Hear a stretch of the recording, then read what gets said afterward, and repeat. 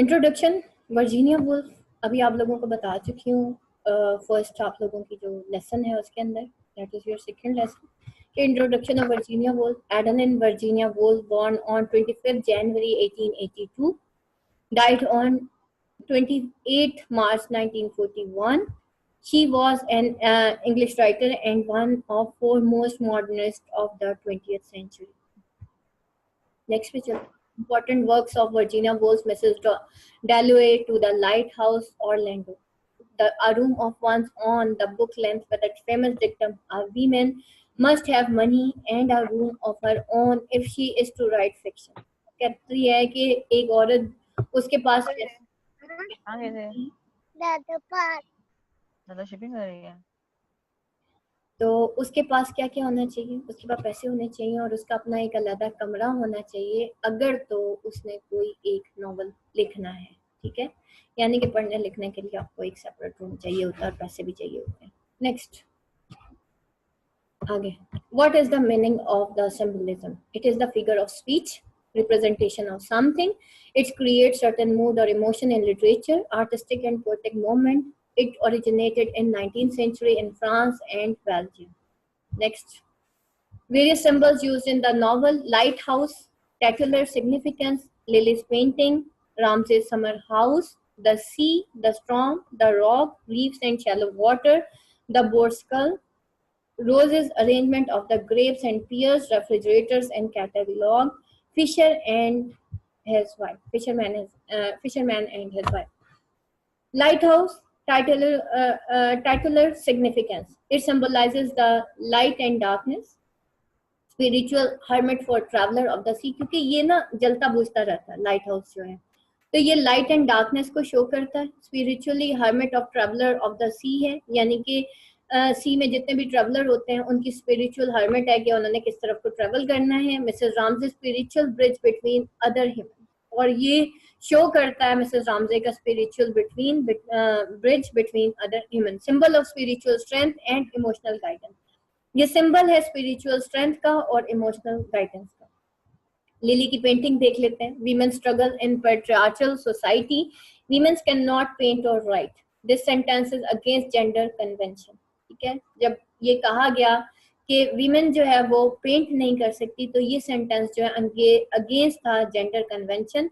और lily expresses the desire of Mrs Ramsay through her painting, और lily जो है वो एक्सप्रेस करती है मिसेस रामजे की डिजायर अपनी पेंटिंग के through. Painting vision of, painting क्या थी? विजन ऑफ लिली ब्रिस्को था, ठीक है। लिली ब्रिस्को का जो विजन ऑफ लाइफ था उसको शो करता था।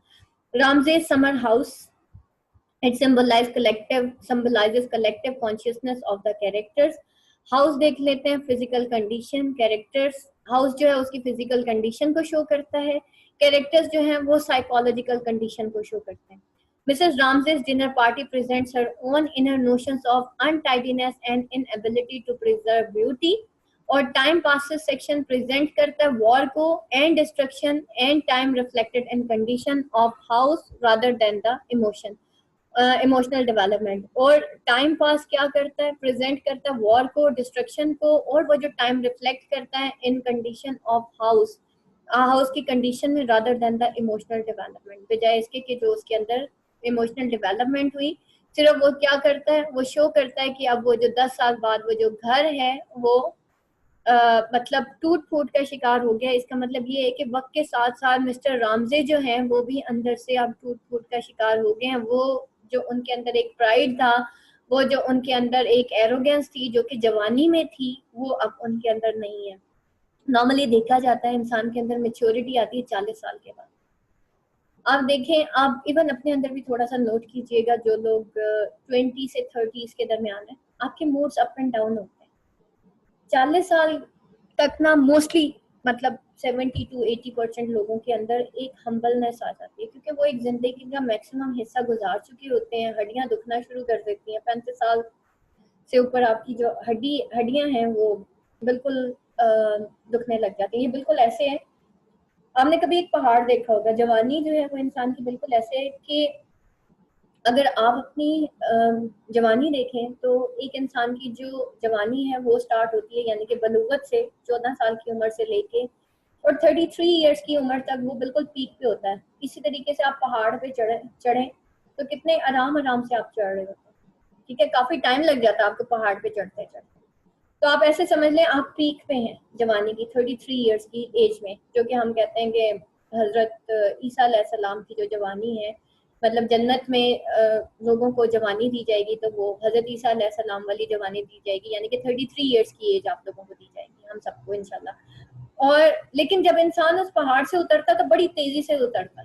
जब आप पीक से पे पहुंच जाते हो तो उसके बाद 33 इयर्स के बाद आपके डाउन, आपकी बॉडी के जवाल का टाइम आ जाता है।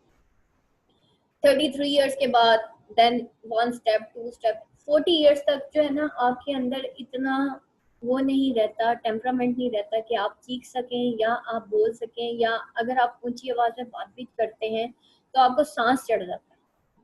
तो ये वही टाइम पास है जो इंसान की जवानी को शो करता है कि उस वक्त बड़ी पीक में होता है, बड़ा इमोशनल लेवल होता है, उसको पता होता है मैं सब कुछ कर सकता हूँ, मैं ये भी कर लूंगा, मैं वो भी कर लूंगा, मैं फलाना भी कर लूंगा, मतलब उसको अपने ऊपर बड़ा एतमाद होता है। और इंसान ने वो पूरी जो लाइफ होती है अपनी